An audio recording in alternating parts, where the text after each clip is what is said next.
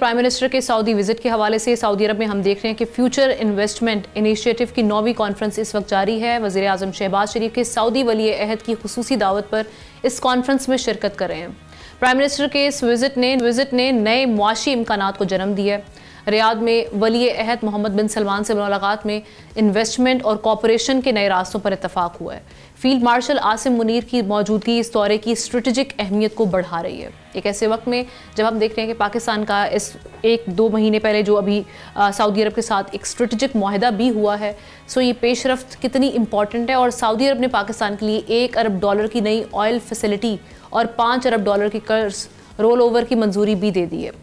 अब ये पेशरफ्त कितनी इंपॉर्टेंट है और पाकिस्तान के लिए इस विजिट में स्ट्रेटेजिक और जो इकोनॉमिक रिलेशंस हैं को अगली समत किस तरीके से दे सकते हैं, आगे कैसे बढ़ाया जा सकता है और फाइनेंशियल गेंस क्या हैं। एहतशाम साहब से खबर और तज्जिया लेते हैं। एहतशाम साहब, क्या देख रहे हैं इस विजिट से? अगर हम रियलिस्टिकली अगर हमारी एक्सपेक्टेशंस होनी चाहिए तो वो किस हद तक होनी चाहिए? पाकिस्तान कोई न्यू इन्वेस्टमेंट सिक्योर कर सकता है या पाकिस्तान के फाइनेंशियल गेंस किस हद तक हो सकते हैं मजीद?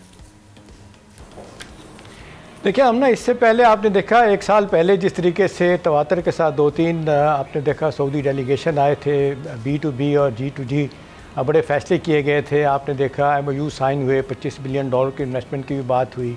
एनर्जी सेक्टर पे ख़ास तौर पे तवज्जो देने की बात की। फिर लेटली माइंड और मिनरल में भी उनका बहुत ज़्यादा जिसको कहते हैं शौक़ बढ़ गया, या उन्होंने कहा कि जी इसमें भी हम आएँगे।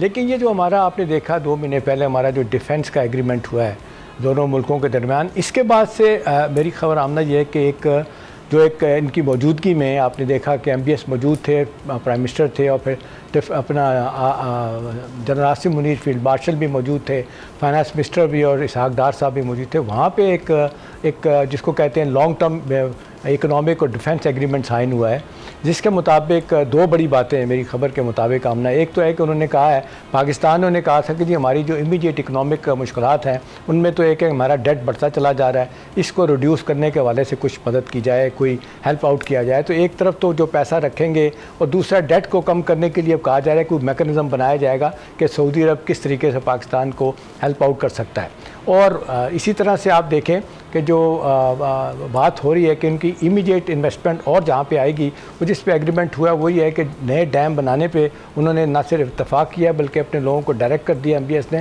फ़ौरन किया जाए। और ये कि एक हमारा बड़ा मसला है हमना ट्रांसमिशन लाइन जो है ना हमारी जो हाउस करती हैं आपके इसको बिजली को, वो डिके कर रही हैं, वो पुरानी हो रही हैं, उसमें $2 से $3 बिलियन की इन्वेस्टमेंट चाहिए। तो इस पर कहा जा रहा है कि एक बड़ा जिसको कहना चाहिए भरपूर तरीके से मदद करने का या पाकिस्तान को हेल्प आउट करने का वादा किया गया। बाकी रह गया जो पाकिस्तान उनसे चाह रहा था जी लॉन्ग टर्म बुनियादों पे हमारी स्किल्ड और सेमी स्किल्ड लेबर को आप लें, इस पर भी इत्तफाक है। अब ये पाकिस्तान के साथ जो तय हुआ कि जी आप बताएं आपके पास कौन सी मैन पावर है, कहाँ का हम इस्तेमाल कर सकते हैं, उसकी जो है ना वो डिटेल तय की जाएंगी और उसको आगे ले जाया जाएगा।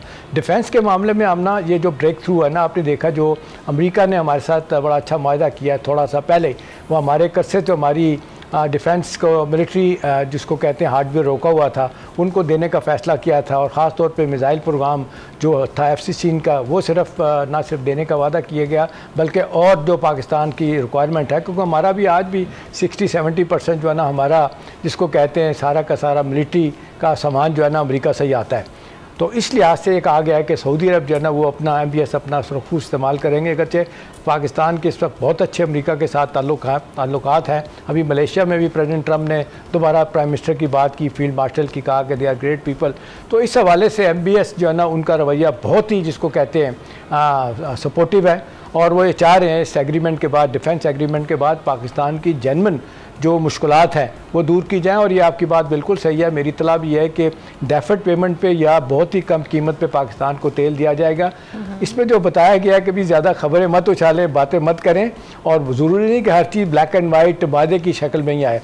तो हम ना इस हवाले से GCC के कंट्री बाकी ममालिक जो है ना सऊदी अरब चाह रहा है कि उसमें वो भी UAE भी कतर भी इसमें हों और पाकिस्तान को जो है ना जितनी भरपूर सपोर्ट चाहिए इकोनॉमिक फ्रंट पे, मिलिट्री फ्रंट पे वो दी जाएगी। और पाकिस्तान अब ये जो बातें हो रही थी ना कि UAE और कतर भी इंटरेस्टेड है, ग्लोबल लीडर्स भी होंगे ऑब्वियसली, वहाँ पर भी हम देखेंगे कि इंटरेक्शन होगी इस इवेंट के थ्रू। तो पाकिस्तान न्यू फंडिंग्स आप समझते हैं कि सिक्योर कर सकता है या उसके पास है, इतने चांसेस हैं या एक्सपेक्टेशंस हैं हमारी?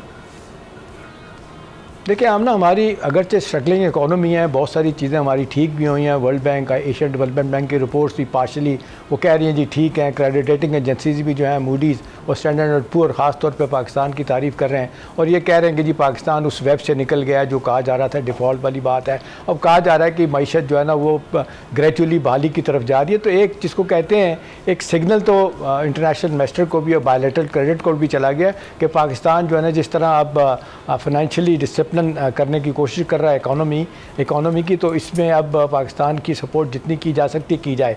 अमेरिकन इसके पीछे है, चाइना आपने देखे भरपूर सपोर्ट कर रहा है, यूरोपियन यूनियन भी इस वक्त जो है ना वो पाकिस्तान के साथ बहुत अच्छे इक़्तिसादी ताल्लुकात बनाने की पूरी जिसका न सिर्फ कोशिश कर रहे हैं बल्कि पाकिस्तान को कह रहे हैं कि बताएं कहाँ काम क्या मदद कर सकते हैं। तो मेरा ख्याल है इस वक्त तो सूरत हाल बहुत अच्छी है और ख़ास तौर पर MBS का जिस तरह पाकिस्तान के साथ इस वक्त खड़ा होना है ना, हिंदुस्तान को बाय द वे बहुत तकलीफ़ हो रही है कि इनका कोऑपरेशन बहुत बढ़ रहा है, या टारगेटेड हमारी तरफ होगा लेकिन यह है कि किसी की तरफ नहीं है। अब मसला ये है कि अब गज़ा के हमलों के बाद और कतर के हमलों के बाद GCC ममालिक ख़ास तौर पर जो है ना वो पाकिस्तान की तरफ देख रहे हैं और पाकिस्तान की जनरल मुश्किलात जो है ना उनको कम करने में भरपूर मदद देने के वादे किए जा रहे हैं। जी हाँ, thank you so much Itsham साहब फॉर योर टाइम और आपका बड़ा इंपॉर्टेंट तज्जिया रहा इस हवाले से।